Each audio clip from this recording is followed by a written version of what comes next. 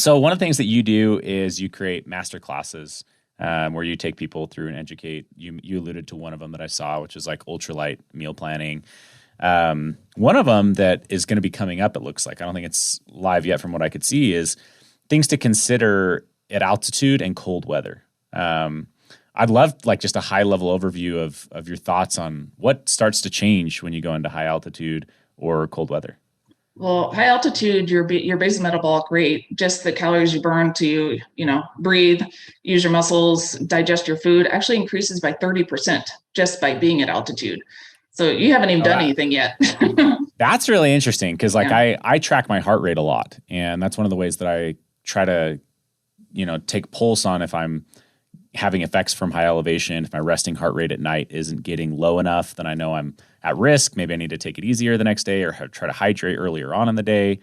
But it does make sense, right? My heart is beating at 70 beats per minute instead of 44 like it does in my bed at home. So, but 30%, it can be as much as really 15 to 30%. So it's like, if you want a weight loss plan, just go hang out at high altitude for a few weeks and eat the same. Speaking my language. Yeah, I'll just go hang out in the mountains for a while. Just go camp for a couple of weeks. But yeah, that's something that most people don't realize. So they continue to pack the same like summertime food.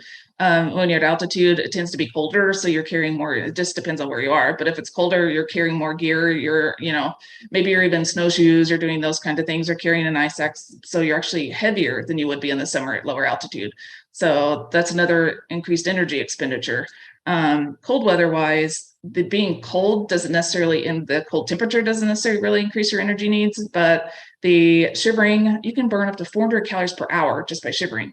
So if you're oscillating from being hot and cold, you stop and you start shivering because you're sweaty, and then you go back to normal temperature with all your clothes on, your jacket and gloves and all those kind of things. Just that oscillating back and forth actually increases your energy needs.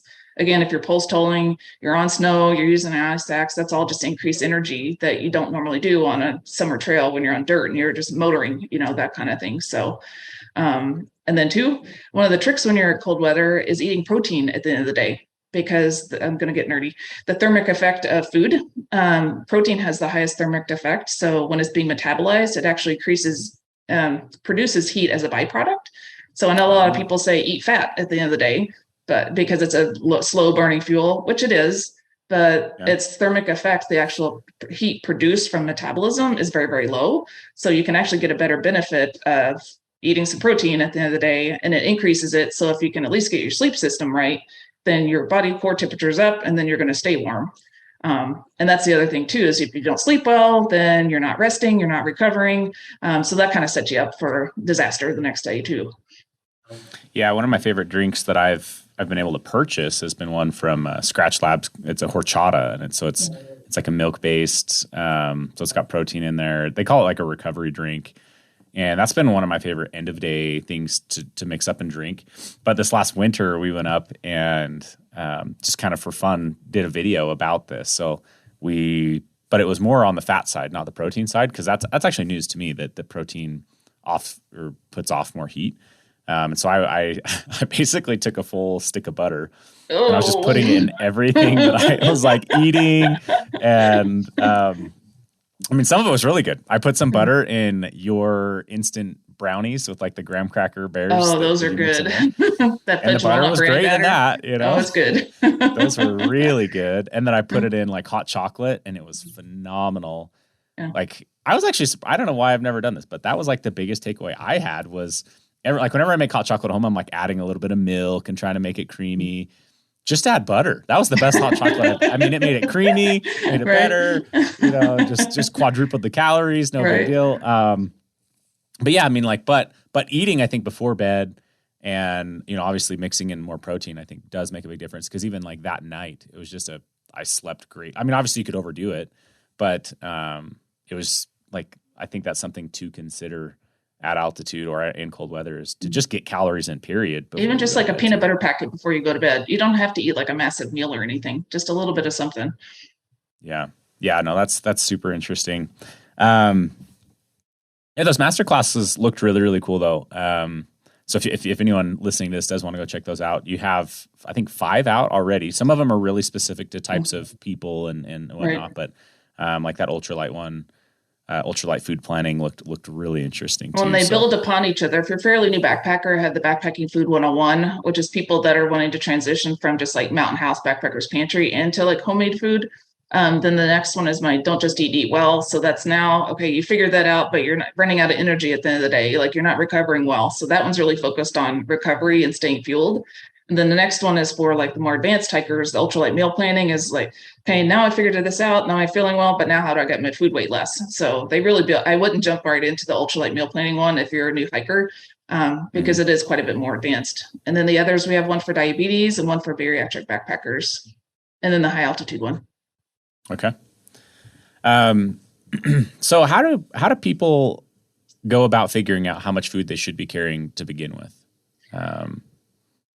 Like I know that, there's all sorts of tech now that kind of enable that. Like my watch will give me an estimate of calories burned, and and they say it's a pretty hard estimate. It's not like crazy scientific, but I'm just curious if there's any high level rules that people should be paying attention to for how much food they should be considering, based on their size or anything like that. Well, I call backpacking a complex sport because what other sport are you wearing a backpack? What other sport are you out for 12 hours at a time, sleeping poorly? You're not able to recover. You're not going home and having like a hot meal. You're carrying a lot of gear. You're going up and down elevation. So I did a lot of research on all this because I was like, okay, this is back in 2016 when I panicked for my PCT attempt because I'd only ever hiked 3 days. And I was like, oh, like this isn't going to work.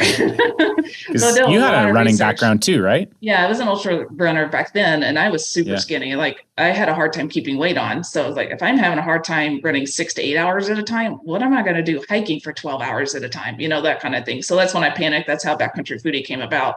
But yeah, so what I really encourage people to do, and I found this with my coaching clients, is that people don't know how much they eat at home.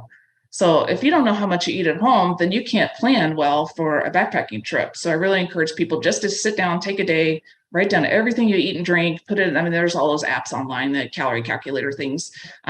Just get a feel for what you eat at a baseline, then at least to start there and then build upon. Because what I was finding with my coaching clients is that they were eating less when they were hiking than they did at home. So they were hitting the wall all the time. So once we kind of figured out like, okay, you at least need this much, let's ramp it up to this. Then they started working a lot better. So then the next level I really recommend doing is keeping just a food journal for your backpacking trips. So keep one for like a summer hike, keep one for a winter hike, keep one for snowshoeing. And then that way you can refer back to it because we're forgetful. We forget like, oh gosh, what did I pack last time? That kind of thing. Just a simple journal of this is what I packed. This is what I ate. This is what I didn't eat. Did I feel good? Was I tired? And then you can use that for your next trip and making adjustments. And actually, I'm super excited. We just built a calorie calculator that I spent over a year building because, again, I looked at all the research. We combined like all the algorithms and calculations into one because what I was frustrated is that the calorie calculators online for hikers are inadequate because most of them don't take in your BMR. They only really tell you how many calories you're burning while you're actively hiking. So people will like, oh, it says 3,500 calories. So they'll pack that, but your body needs at least 1,500 to 1,700 just to be still, just to breathe and that kind of thing. So that, and then they don't take into account like your backpack weight, the elevation change, the terrain, all those things. So ours, I want to say it probably has 15 different variables. It would take me a half an hour to do it by hand. It's pretty complex. So I've been using that and comparing it to my hikes that I've done. It's pretty darn accurate. So right now it's behind the membership paywall, but we are going to make it public soon. So once it is public, that'll be a good tool to be able to use. But until then, just keeping food journals just to kind of remember what worked and what didn't work for different trips.